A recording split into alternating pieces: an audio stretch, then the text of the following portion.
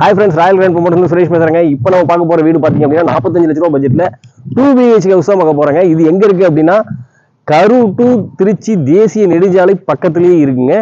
இந்த வீடு 1200 சதுர அடியில 2 BHK ஹவுஸ் இப்போ நம்ம பார்க்க போறாங்க. வாங்க பார்க்கலாம்.